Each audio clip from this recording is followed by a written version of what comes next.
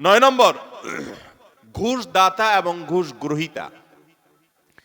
যে ঘুষ দেয় সে যদি একান্ত নিরুপায় হয়ে দেয়, এমন কাজ যে কাজ না হলে তার জীবন বাঁচে না, অনেক জটিল প্রয়োজন, এরকম প্রয়োজনে সে যদি ঘুষ দিতে বাধ্য হয়, ঘুষ দেওয়া ছাড়া তার কোনো উপায় না থাকে, তাহলে ওই ব্যক্তিকে মাজুর হিসেবে আল্লাহ তাআলা মাফ করবেন আশা করা যায়।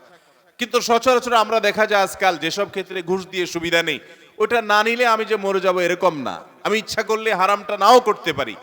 আবার অনেক ক্ষেত্রে আমার বৈধ জিনিসটাকেই আমি অবৈধভাবে পাওয়ার জন্য আমি ঘুষ দিচ্ছি। তো এই যে ঘুষ দাতা, ঘুষ গ্রহীতা তো সর্বাবস্থায় অপরাধী, ঘুষ দাতাও সে অপরাধী হবে এইভাবে যদি সে ঘুষ দেয়। আপনি একটা জায়গায় কাজে যাবেন, সিরিয়াল দিয়া সবাই সিরিয়ালে দাঁড়াইছে, আপনিও সিরিয়ালে দাঁড়াবেন, এটাই হলো নিয়ম। সবাই সিরিয়ালে দাঁড়াইছে, আপনি সিরিয়ালে দাঁড়াইতে চাচ্ছেন না, সেজন্য কি করলেন? ঘুষ দিলেন। ঘুষ দিয়া সবার আগে কাজটা করে নিয়ে আসলেন। এই যে ঘুষ দিল, এই ঘুষ দেওয়াটা সে, এটা কি সে বাধ্য হয়ে দিয়েছে? বরং এখানে যে ঘুষ খাইছে তাকে সে বাধ্য করছে। আমাদের দেশে আমরা সরাসরি শুধু ঘুষখোরদের দোষ দেই।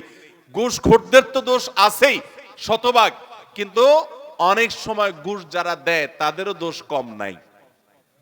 অনেক অফিসার আছে ঘুষ না খাইলে ক্লায়েন্টরা বরং পেরেশান হয়ে যায় যে এই স্যার, নতুন স্যার ঘুষ খায় না, তাহলে তো পেরেশানির ব্যাপার, কিভাবে 2 নম্বর এটা আদায় হবে। অতএব ভাইরা আমার, ঘুষ দাতা এবং গ্রহীতা, তাবরানী হাদিসে আসছে নবী করিম সাল্লাল্লাহু আলাইহি ওয়াসাল্লাম বলেছেন, আর রাশি ওয়াল মুরতাশি ফাফিন্নার, ঘুষ দাতা ঘুষ গ্রহীতা উভয় জাহান্নামে যাবে।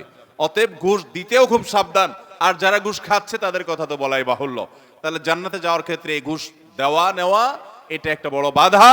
আর জান্নাতি হতে পারবে না, জান্নাতে নো এন্ট্রেন্স থাকবে ওই সমস্ত লোকদের যারা এটা করে।